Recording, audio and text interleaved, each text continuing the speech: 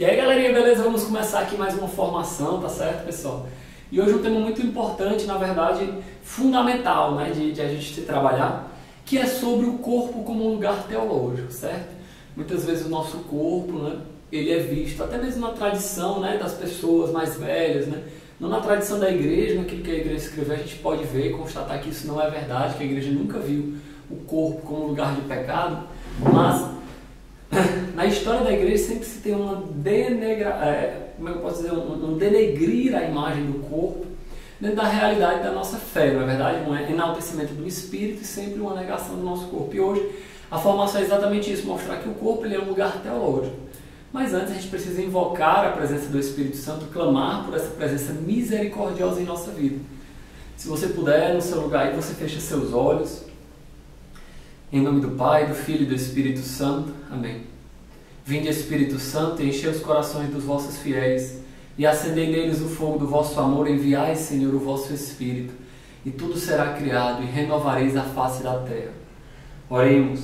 Ó Deus, que instruíste os corações dos vossos fiéis com a luz do Espírito Santo, fazei com que apreciemos retamente todas as coisas, segundo o mesmo Espírito, e gozemos sempre de suas consolações, por Jesus Cristo, Senhor nosso. Amém. Fecha teus olhos, pede a presença do Espírito Santo, clama por esta presença salvífica em tua vida, que Ele ilumine, que Ele já vá revelando qual é a sua vontade para este vídeo de hoje, para esta formação. Vá pedindo que o Espírito Santo Ele mostre as direções que hoje tu precisa tomar com relação ao teu corpo.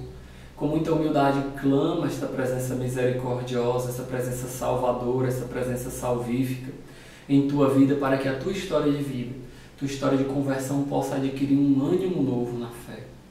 Espírito Santo, eu te peço por mim, para que me use como instrumento, por todos aqueles que irão assistir, que serão tocados por este vídeo. Não deixai, Senhor, que sejamos desamparados pelos nossos próprios pecados, mas ajudai a no nosso corpo descobrir a tua graça, a tua misericórdia, a tua salvação. Eu quero sentir, Senhor, através do teu Espírito Santo, essa salvação que passa pelo meu corpo. Amém. Virgem Maria, rogai por nós. São Padre Pio, rogai por nós. Meu irmão, pegue tua palavra de Deus, tá certo? E aí você vai procurar em Hebreus 10, versículo 5 em seguinte, tá bom? E nessa passagem, você vai abrindo aí Hebreus 10, versículos de 5 em seguinte, a gente vai ter uma grande direção para a nossa temática no dia de hoje, tá certo?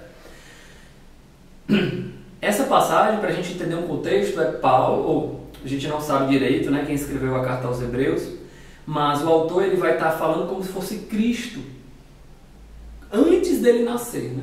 Isso é interessante, essa perspectiva, né?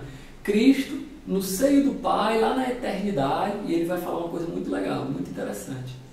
Você vai ler aí comigo, por isso, ao entrar no mundo, ou seja, antes de entrar no mundo, ao entrar no mundo, ele afirmou, ele quem? Jesus, o Verbo, que existia desde todo sempre. Ele afirma, e esse é como se fosse um diálogo com o Pai, o diálogo de Cristo com o Pai, muito bonito isso, né? Tu não quiseste sacrifício e oferenda, Cristo diz para o Pai. Tu, porém, me destes um corpo. Formaste-me um corpo.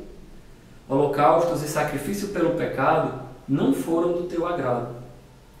Por isso eu digo, eis-me aqui. Eu vim, ó Deus, para fazer a tua vontade. No rolo do livro está escrito a meu respeito. Nós vemos, pessoal, então, que exatamente no corpo de Cristo se realiza a salvação. O sacrifício salvífico de Jesus. E esse sacrifício é a oferta que Jesus oferece ao Pai. Então, nesse sentido, nós não podemos dizer, pessoal, que o corpo ele participe secundariamente dentro da nossa história de salvação. Porque é através do corpo de Cristo que a salvação entra no mundo. É através do corpo de Cristo que nós somos salvos, porque foi através do seu sacrifício na cruz. É através do seu corpo, do corpo de Cristo que nós somos santificados, que é a igreja. A igreja é o corpo de Cristo. Cristo se encarnou e assumiu um corpo. Nós participamos do sacramento como? Através dos nossos corpos. Então os nossos corpos, eles não são locais de pecado, eles são locais de santidade. Pode até parecer um contrassenso, né? Porque no nosso senso comum, vamos dizer assim, sempre parece o corpo como lugar de pecado. Como se o meu espírito fosse santo e o meu corpo pecador, né? Como diz Wesley Safadão, né? 99% perfeito, anjo, mas aquele 1%, tô brincando, pessoal. E aí a gente vê como se esse 1%, vocês estão me entendendo? É o nosso corpo, mas não é coerente. É fundamental também que você tenha um caderninho de anotação, né? Eu vou abrir aqui o meu também, para poder embasar a minha formação, para eu poder aprofundar na minha formação. Aí vocês vão esperar aí 1 minuto, né? Enquanto o nego procura aquilo que ele anotou, na verdade, e o nego encontra, né? E eu tomei essa formação principalmente baseado nas catequeses de teologia do corpo de São João Paulo II e também, prioritariamente também, no Tecendo Fio de Ouro, da Eni Nogueira, né? São 2 autores assim extraordinários. Claro, São João Paulo II é muito mais, na verdade, but quem sabe um dia Maria Emir Oquendo Nogueira seja tão santa como ele, né? Porque essa mulher também é uma mulher muito de Deus, né? Ele escreve coisas fundamentais para a nossa vivência de fé. E a primeira coisa que eu quero testemunhar, partilhar com vocês é o quê? É que o nosso corpo, ele existe um significado esponsal do corpo. São João Paulo II, ele começa as suas catequeses de teologia do corpo mostrando que o corpo ele não é somente um ato biológico, um fato biológico do homem. É um fato teológico, é por isso que se chama de teologia do corpo, porque o corpo também fala sobre Deus. O ser humano ele é essa união de corpo e espírito, e não somente o seu espírito foi criado à imagem e semelhança de Deus, mas também o seu corpo. E aí ele mostra que no corpo, como o corpo também foi criado à imagem e semelhança de Deus, o corpo também tem a capacidade de exprimir amor. Meu irmão, o teu corpo tem a capacidade de exprimir amor. E é claro, imediatamente, a primeira coisa que você pode pensar é exatamente o ato da sexualidade, não é verdade? A sexualidade que se exprime como uma capacidade de exprimir amor ou de sentir amor, de estar apto para o amor, você me entende? Então, o que João Paulo II chama de significado esponsal do corpo? É a capacidade de exprimir amor através do corpo. Pessoal, se nós fomos criados à imagem e semelhança de Deus, e Deus é amor, nós fomos criados à imagem e semelhança do amor. E eu lhe pergunto, será que quando nós fomos criados, Deus criou só o nosso espírito? Certamente que não. No Catecismo da Igreja Católica, quando se refere sobre o nascimento, ele mostra que quando nós somos concebidos, ou seja, quando o esperma do papai encontra o óvulo da mamãe, naquele ato, Deus cria uma nova alma. E aquele ato é a criação de um novo corpo. Então existe uma cooperação da natureza humana, biológica, natural, com a graça e a salvação de Deus. Por isso que o nosso corpo, ele está intimamente ligado com a nossa alma. A nossa alma é eterna, criada por Deus, mas o nosso corpo é mortal e perecível. Porém, o nosso corpo também, como ele é vocacionado ao amor, ele é vocacionado à eternidade, porque o amor ele é eterno. Então, quando a gente tem essa perspectiva de que o nosso corpo ele é vocacionado à eternidade, faz sentido a gente ver que nós cremos na ressurreição dos mortos. Exatamente. Nós cremos que, assim como o meu corpo foi criado por Deus e a minha alma foi criada por Deus para viverem eternamente juntas, onde não existia morte, e a morte é exatamente essa separação do corpo e da alma, na restituição final, o corpo e a alma se encontrarão novamente. Como isso vai ser, eu não sei. Mas é um dogma da nossa fé. Então, o nosso corpo, ele tem essa capacidade de exprimir amor. Então, de certo modo, nós podemos entender que o nosso corpo também fala sobre Deus. Porque se ele tem uma capacidade de exprimir amor, tem a capacidade de sentir amor, e Deus é amor, ele tem uma capacidade de falar sobre Deus, né? São João Paulo II diz uma frase assim, bem exemplar sobre essa teologia do corpo. Ele diz que pelo fato de Cristo ter assumido a carne, ter feito carne, né? Primeiro capítulo do Evangelho de São Lucas, né? Verbum caro factum est. O verbo fez-se carne. Por este fato, o corpo entra pela porta principal da teologia. Pessoal, isso é muito massa, né? Isso é extraordinário. O nosso corpo, assim como a nossa alma, assim como a nossa psicologia, foi criado por amor, foi criado no amor e foi criado pelo amor, né? Então o amor ele é uma necessidade básica do ser humano. Isso, pessoal, para vocês entenderem mais concretamente o que é que eu estou querendo falar, é mostrar que o amor, o nosso corpo, ele não sente, por exemplo, uma necessidade de sexo. Não é isso que eu estou falando. Mas ele sente uma necessidade de amor. Essa é uma necessidade fundamental que constrói o ser humano. Enquanto uma necessidade de prazer, ela apresenta-se secundária, ou seja, subordinada ao amor. Então entendam bem, eu não estou aqui falando que o nosso corpo ele nega os seus prazeres, do mesmo modo que ele não nega o prazer de comer. Mas a necessidade fundamental do homem não é o prazer de comer, mas a comida. Você me entende? Então não é o prazer, mas o amor o fundamental, né? Então isso, pessoal, vai completamente contra algumas linhas modernas de psicologia que mostram que o ser humano ele tem uma necessidade de ter atos sexuais, de ter uma prática genital constante, como se isso fosse construindo o ser humano. Como se o ser humano precisasse ter um constante estímulo prazeroso para poder viver. E isso, São João Paulo II, ele mostra que não é coerente. Porque o prazer, ele pode existir, ele deve existir, contudo, sempre e somente subordinado ao amor. Quando o prazer ele é invertido, ou seja, ele está por cima do amor, existem as depravações, que é exatamente você usar das outras pessoas para o benefício próprio. Ou, pelo contrário, permitir-se ser usado no seu corpo para o benefício de outra pessoa. Ainda que os dois consintam com isso, isso não é amor. Porque o amor, no sentido mais pleno da palavra, é doação de si mesmo pelo outro, é consumir-se, é gastar-se, é fazer como essa vela, que consome tudo que está embaixo para poder apontar para o alto. Você me entende? Então, pessoal, o nosso corpo é exatamente esse lugar teológico, onde o amor se expressa, onde o amor se manifesta. Prestem minha atenção, pessoal, não existe um amor simplesmente como intenção. Se o amor ele é só intenção, ele não é verdadeiro, porque o amor, antes de tudo, ele é um verbo. E o verbo precisa ser praticado para ser verdadeiro e coerente, não é verdade? Ai, Deus, irmã, mas tem os verbos de ligação. Deixa eu ser abestado. Você está entendendo o que eu estou falando, rapaz? Pessoal, quando a gente vê que o corpo é um lugar teológico de manifestação do amor, eu começo a notar que o meu corpo, ele também precisa ser alimentado e educado para o amor. Não é, pessoal, que eu estou falando aqui de uma simples mortificação, de uma negação do corpo, dizendo que o nosso corpo não presta, pelo contrário. Como o nosso corpo é lugar privilegiado de expressão do amor, ele precisa ser educado para amar. Pela consequência do pecado original, o nosso corpo, assim como nossa psicologia e assim como o nosso espírito, existe uma inclinação para o pecado.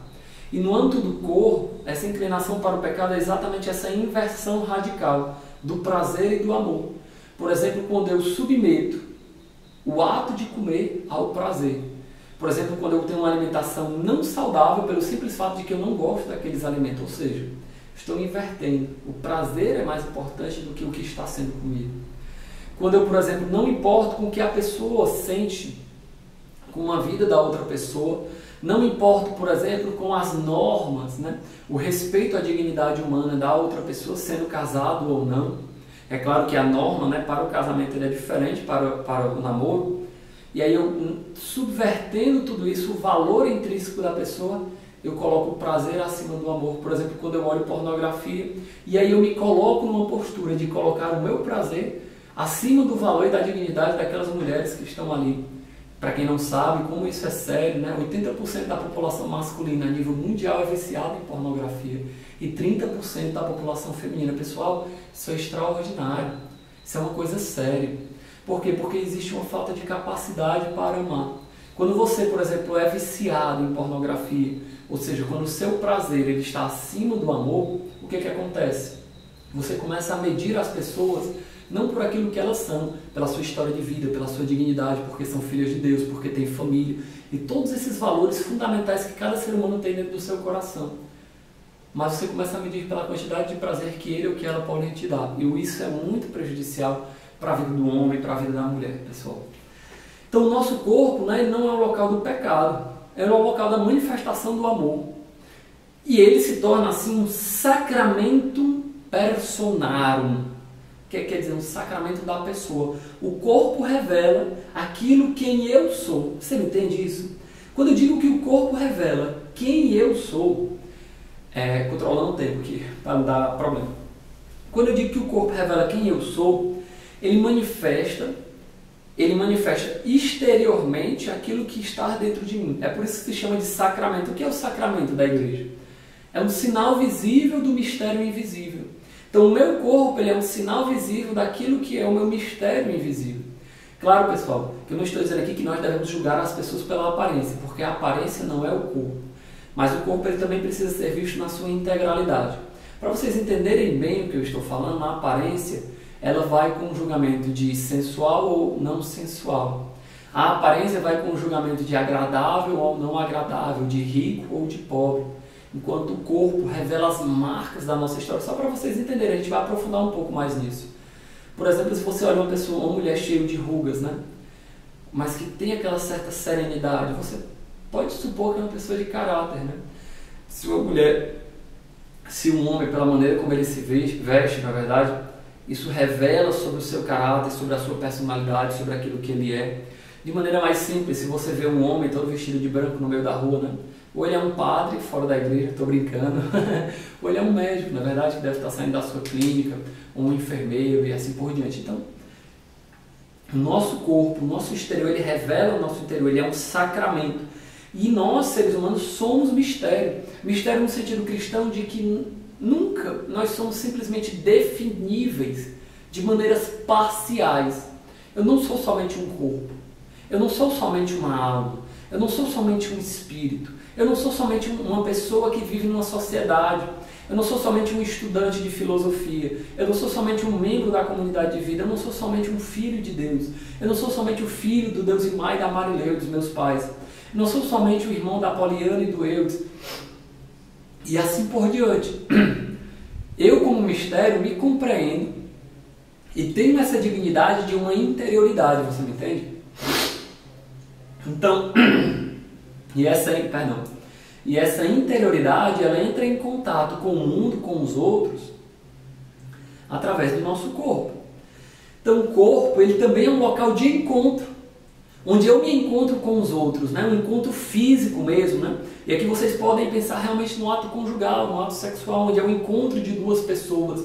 E olha como é interessante, pessoal, como esse local de encontro pode ser pervertido para um lugar de afastamento. Ainda que a estrutura íntima do corpo humano foi criada por Deus para ser um local de encontro, ele pode se tornar um local de afastamento. Por exemplo, quando o casal de namorados eles são imaturos, e o homem muito mais ligado ao prazer e a mulher muito mais ligado aos valores psicológicos, né? Porque de fato, né, eu poderia passar até explicando biologicamente isso para vocês, né?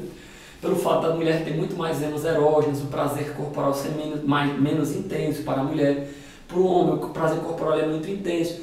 Então faz com que o homem o homem tem muito menos zonas erógenas, né? Faz com que o homem seja muito apegado ao prazer corporal e a mulher muito mais aos valores psicológicos, né? As concepções que ela tem, né? A mulher então é muito mais interior, o homem é mais exterior, beleza. Quando o homem e a mulher eles são imaturos e não conseguem harmonizar esse estilo de vida através de uma sexualidade equilibrada, um equilíbrio interior que também é exterior no seu corpo, eles vivem um tipo de relacionamento imaturo, onde a mulher ela pensa intuitivamente, claro, sem formular isso. Não, ele me ama, ele me dá carinho, eu acho que ele merece o meu corpo, né? E o homem vai pensar, cara, o corpo dela vale muito a pena, então eu vou dar carinho, vou dar afeto, porque isso aqui importa para ela, para em troca eu receber o corpo. Ou seja, essa relação, os dois concordam, mas eles não se conhecem. Por quê? Porque ali, quantos relatos de namoros a gente vê que aquilo dali vai substituindo o diálogo, a conversa, um encontro desinteressado, as risadas bestas, e começa a se substituir isso tudo por um esquema de estímulo-resposta, de prazeres. Vocês entendem isso, né? E aquilo que era para ser um encontro de pessoas, que é o ato sexual, propriamente a igreja chama de ato conjugal, porque é um ato reservado aos cônjuges, se torna um ato de afastamento, porque eu me divirto com o teu corpo, mas eu não te amo como pessoa, você me entende? Então o corpo ele é esse local de encontro, um encontro com os outros. onde você pode manifestar através do abraço, do sorriso, do olhar, do carinho, do afeto, né? Do toque, mas também o encontro com Deus. Através do nosso corpo nós expressamos o nosso encontro com Deus, ajoelha, se levanta, se prostra, se senta, reza um terço, né? Faz um sinal da cruz. O corpo também é esse local de encontro. O teu olhar que olha para Jesus sacramentado, o teu corpo que manifesta uma passividade, uma postura orante. Mas também o corpo é um encontro consigo mesmo. Na medida em que você se encontra com a sua própria imagem, você se vendo, você vê a imagem da imagem do amor, né? Você é a imagem de Deus. O corpo é sua imagem, então o corpo é a imagem da imagem do amor. E a imagem da imagem do amor já é muito importante, porque o amor é eterno, ele é supremo, ele é incrível, pessoal. Então, nessa perspectiva, você se encontra consigo mesmo através da sua aparência. E aí a necessidade fundamental de reconciliação consigo mesmo. Né? Quantas pessoas que vivem amarguradas porque se acham feias, porque não se sentem amadas, porque não se sentem simpáticas, porque sentem que não conseguem dançar e etc. Então, olha como é interessante, pessoal, a reconciliação com o nosso corpo passa por a nossa reconciliação com nós mesmos e assim uma reconciliação com Deus. Há um pouco tempo atrás eu estava lendo um livro do Shalom que, quem tiver interesse, ele é muito bom. É um livro muito voltado para a cura interior dentro da dimensão do corpo. Da edição Shalom, se chama Corpo, Templo da Beleza. Pessoal, e lá dentro do livro ele tem a parte, né, escrita muito boa. E no meio do livro tem alguns testemunhos, né? Que a Jo Croissant, que é quem escreveu, ela é cofundadora da comunidade Beatitudes, que o carisma deles é bem interessante, é a cura interior através das danças, né? Das danças oracionais que eles fazem. Pessoal, aí vocês imaginam como é legal, como é interessante, né? Você ser curado na sua história de vida através das suas danças oracionais, né? E, pessoal, são muitos relatos de pessoas que às vezes não se sentem amadas, não se sentem cuidadas, por isso não tem liberdade para dançar, não tem liberdade para se expressar. Pessoas que se sentem retraídas, que não têm capacidade de abraçar, de olhar, de erguer os olhos, né? E tudo isso, pessoal, revela muitas coisas do nosso coração, não é verdade? Pessoas que, por exemplo, não se sentem amadas e têm uma necessidade constante de aparecer e por isso elencar os seus caracteres pessoais, não é verdade? Como isso revela uma falta profunda de amor, uma falta profunda que precisa ser reconciliada. Pessoal, vou dar um breve testemunho para vocês, né, de quando eu era adolescente, né, deixa eu olhar aqui quanto tempo falta. Quando eu era adolescente, principalmente no começo da minha adolescência, eu fazia muita festa, né, eu era da bagaceira, como se diz. Então, mas por incrível que pareça, eu me achava muito feio, né.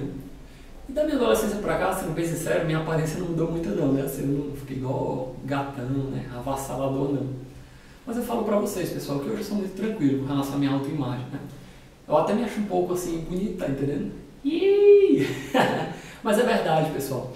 Porque é interessante como isso também muda no seu relacionamento com as pessoas, né?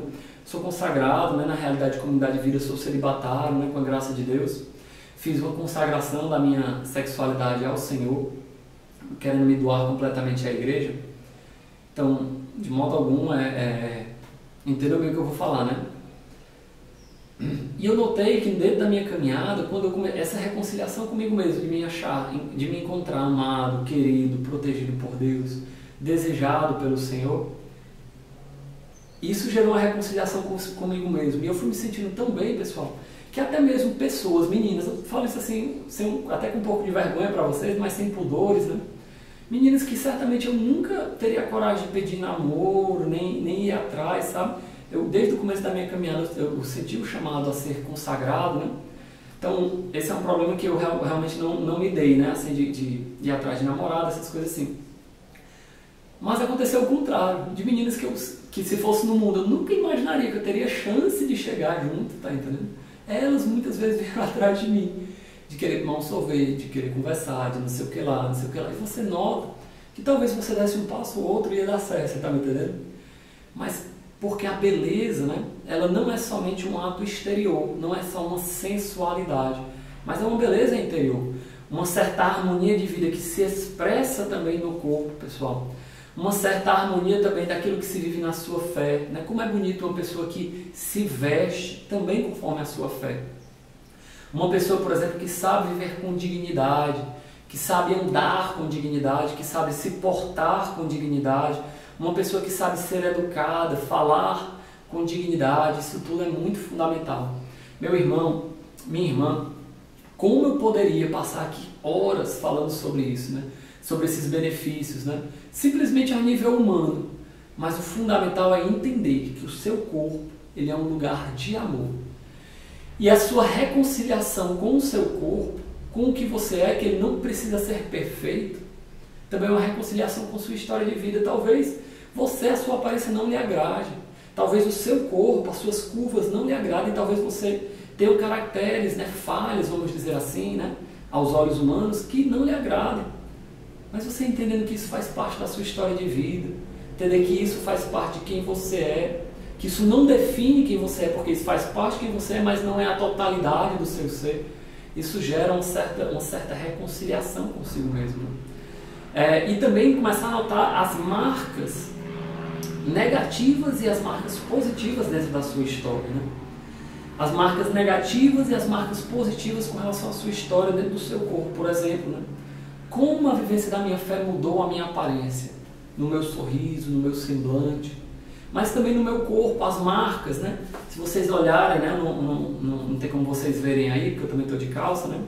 Mas quem um dia tiver a oportunidade, os meus joelhos eles são calejados pela quantidade de vezes que se adora ao Senhor. As minhas mãos, elas muitas vezes elas estão queimadas ou arranhadas, né?